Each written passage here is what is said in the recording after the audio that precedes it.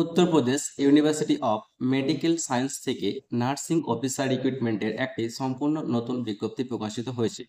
Total 535টি nursing officer রিক্রুটমেন্টের একটি সম্পূর্ণ নতুন বিজ্ঞপ্তি প্রকাশিত হয়েছে। So GNM BSc post basic BSc candidate apply করতে পারবে। আবেদন অনলাইনে করতে হবে এবং আবেদন করার পর প্রত্যেককে একটা সিবিটি টেস্ট দিতে হবে, কম্পিউটার বেসড টেস্ট দিতে হবে। ঠিক আছে। আর এই ভিডিওতে আলোচনা করব কত ফিস পেমেন্ট করতে হবে, অ্যাপ্লিকেশনের লাস্ট ডেট কবে রয়েছে, কোন ওয়েবসাইটে গিয়ে আবেদন করতে হবে, আরও অন্যান্য যে সমস্ত বিষয়গুলি সেই বিষয়গুলি ইন ডিটেলসে ভিডিওতে আলোচনা করব। ভিডিওটি প্রথম থেকে শেষ অবধি মনোযোগ সহকারে দেখবে। ভিডিওটি দেখার পর যদি কাউরি কোনো জায়গায় বুঝতে অসুবিধা হয় তাহলে কমেন্ট সেকশনে কমেন্ট করে জানাতে পারো। এছাড়াও ডেসক্রিপশন বক্সে ইনস্টাগ্রাম আইডি লিঙ্ক দেওয়া আছে, সেখানে আমাকে মেসেজ করতে পারো। আর প্রত্যেকে টেলিগ্রাম চ্যানেল জয়েন করবে। কীভাবে টেলিগ্রাম চ্যানেল জয়েন করবে সেটা আমি ভিডিও শেষে দেখিয়ে দেবো। আর একদম চ্যানেলে যারা নতুন তারা চ্যানেলকে সাবস্ক্রাইব করে নেবে নার্সিংয়ে এরকম নিত্য নতুন আপডেট পাওয়ার জন্য। তো চলো দেখে নিই আজকের অফিসিয়াল বিজ্ঞপ্তি কি বলা হয়েছে। সো অন স্ক্রিনে এখন যে নোটিশটি দেখতে পাচ্ছ, এই নোটিশটি পাবলিশড হয়েছে Uttar Pradesh university of medical science থেকে এবং এই নোটিশটি পাবলিশড হয়েছে 30/1/2024-এ। একটি অ্যাডভার্টাইজমেন্ট নাম্বারও দেওয়া আছে দেখতে পাচ্ছ। এবং এখানে দেখে নাও যে বলা হয়েছে রিক্রুটমেন্ট নোটিশ, অনলাইন অ্যাপ্লিকেশন আর invited for the online computer based test CBT test, অর্থাৎ অনলাইনে সকলকে আবেদন করতে হবে এবং সিবিটি টেস্টের মাধ্যমে সিলেকশনটি হবে।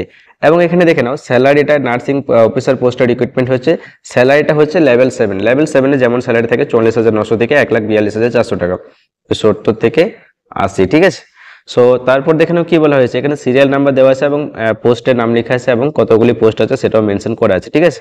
সো এখানে দেখে নাও যে পোস্ট হচ্ছে নার্সিং অফিসার এবং টোটাল ভ্যাকেন্সি 35 আর ফ্রেশ হচ্ছে 500, টোটাল হচ্ছে 535। ঠিক আছে।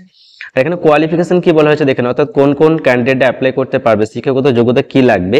BSc honours nursing, BSc nursing post, BSc post certificate, post basic BSc nursing from an institute or university economics Indian nursing council, state nursing council. বুঝতে পারা গেল। তারপর দেখে নাও এখানে জিএনএমরাও কিন্তু অ্যাপ্লাই করতে পারবে। ঠিক আছে। জিএনএমদের জন্য কি বলা হয়েছে দেখে নাও, diploma in general nursing midwifery from an institute or college recognised by Indian nursing council, state nursing council with 2 year experience in minimum 15 bedded hospital. এই জায়গাটাই হচ্ছে ইম্পর্টেন্ট, যে জিএনএমরা অ্যাপ্লাই করতে পারবে বাট 2 বছরের এক্সপিরিয়েন্স লাগবে 50 বেডের হসপিটালে। বোঝা গেল।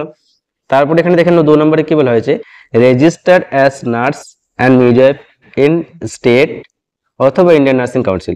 বোঝা গেল। তারপর দেখে নাও যে এখানে কি বলা হয়েছে, এই নোট পয়েন্টে 4টে বিষয় বলা হয়েছে। এখানে দেখে নাও এখানে একটা ওয়েবসাইট দেওয়া আছে। ঠিক আছে। এই ওয়েবসাইটে গেলে কিন্তু এখন নোটিশটা পাবে না। ঠিক আছে। ওয়েবসাইটের লিঙ্কটা ডেসক্রিপশন বক্সে আমি দিয়ে দেবো, কিন্তু এই ওয়েবসাইটে গেলে কেউ নোটিশটা পাবে না। এই নোটিশটা আমি টেলিগ্রাম চ্যানেলে সেন্ড করব, সকলে টেলিগ্রাম চ্যানেল থেকে এই নোটিশটা পেয়ে যাবে। এবার এখানে দ্বিতীয় নম্বরে কি বলা হয়েছে দেখে নাও, প্রথম নম্বরে যে the detail advertisement is available at university website, এই ওয়েবসাইটে কিন্তু ডিটেল অ্যাডভার্টাইজমেন্ট দেবে। অর্থাৎ এই যে নোটিশটা তোমরা এখন দেখতে পাচ্ছ এটা হচ্ছে একটা শর্ট নোটিশ, এখনো অনলাইনে অ্যাপ্লিকেশন শুরু হয়নি। এরপর অনলাইনে অ্যাপ্লিকেশন শুরু হবে, তখন আবার একটা নোটিশ পাবলিশ হবে। এরপর দেখে নাও 2 নম্বরে কি বলা হয়েছে, যে number of post may increase or decrease at the, অর্থাৎ নাম্বার পোস্ট এই যে 535টি এটা কমতেও পারে বাড়তেও পারে। তো এইভাবে বিষয়গুলি মেনশন করেছে। ঠিক আছে। এরপর শুনে নাও কি বলছি, এই যে নোটিশটা দেখতে পাচ্ছ এটা হচ্ছে শর্ট নোটিশ, ফুল নোটিশটা কিন্তু এখনো পাবলিশড হয়নি। এরপর ফুল নোটিশ পাবলিশড হবে। ফুল নোটিশ পাবলিশড হওয়ার পর সেখানে আরো ডিটেলসে সবকিছু বলা থাকবে, যে কবে থেকে অ্যাপ্লিকেশন শুরু হবে, কত টাকা ফিস পেমেন্ট করতে হবে, কারা কারা অ্যাপ্লাই করতে পারবে, কিভাবে আবেদন করবে, কোথায় এক্সাম হবে, কবে এক্সাম হবে, আরো অন্যান্য বিষয়গুলো A to Z মেনশন করা থাকবে সেই নোটিশে। সো এখনো আবেদন শুরু হয়নি, আবেদন যখন শুরু হবে তখন আবার একটা নোটিশ পাবলিশ হবে, আমি ভিডিওর মাধ্যমে জানিয়ে দেবো। এটা একটা শর্ট নোটিশে শুধু কারা কারা অ্যাপ্লাই করতে পারবে, কতগুলো ভ্যাকেন্সি আছে, এই সমস্ত বিষয়গুলি জানানো হয়েছে। আর এই পিডিএফ যেটা অন স্ক্রিন এখন দেখতে পাচ্ছ, এই পিডিএফটা আমি টেলিগ্রাম চ্যানেলে সেন্ড করবো, সকলে টেলিগ্রাম চ্যানেল জয়েন করবে। সো দেখে নাও যে কিভাবে টেলিগ্রাম চ্যানেল জয়েন করবে।